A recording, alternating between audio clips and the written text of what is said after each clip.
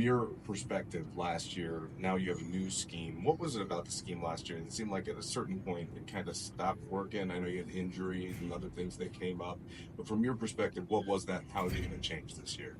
I mean, there was things last year that did work for us, and there will be some carryover with that. Obviously, last year depth is an issue. There's a variety of things that you could point at, but ultimately it falls on coaches and it falls on players to be united and get the job done. So I think the biggest difference you'll see is us basically this year just being a little slower and just making sure we're getting lined up and we execute properly. We know the play, we know the assignment, and let's just go play fast.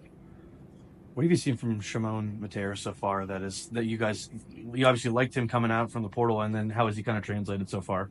So right now with Shimon, I mean, every day, what we talk about is just developing consistency. Some days are better than others. Right now, every facet of his game is great.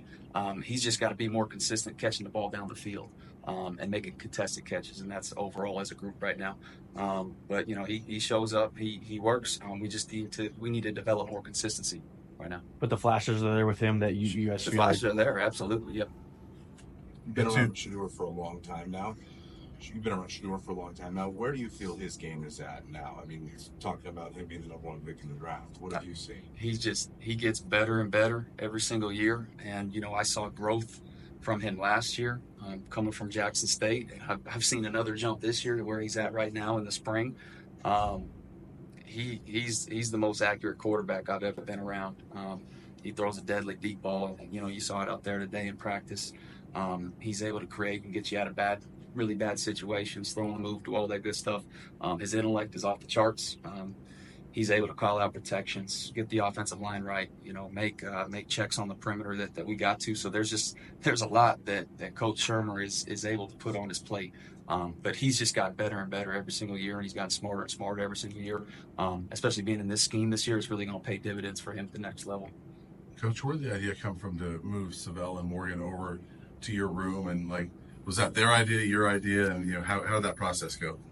I think just collectively, as a group, Savell, I don't think it was one decision where they came up to us, or it was like we kind of sat down as a staff and we're looking at guys' strengths and where they could help this football team, and those are two big body guys that play physical, and so for whatever reason, it wasn't clicking on defense. So again, what we're asking our tight ends to do, they got to be physical, they got to be able to run, and both those two guys, they carry traits that could transition to the tight end position. Savell Smalls, he was a receiver in high school and then transitioned to DN. Morgan, same thing. He's got natural athletic ability, he's got natural ball skills. But now for us this spring, it's basically about again carving out those details, specifically for the tight end position. Making sure we're stepping the right way, hand placement, all that good stuff. And they're coming along. They're getting better and better each day. Do you feel like it's clicking for them on offense? I do. Yeah, I do. The plan is now. Everything's about now. And so, whether we're 9-10 practices in, like Savell or Morgan, it don't matter. I'm gonna get you ready to play this year, and that's non-negotiable. And they're doing a good job with it. How about Passarella? How's he doing? But he's still recovering. So it's week to week with him right now.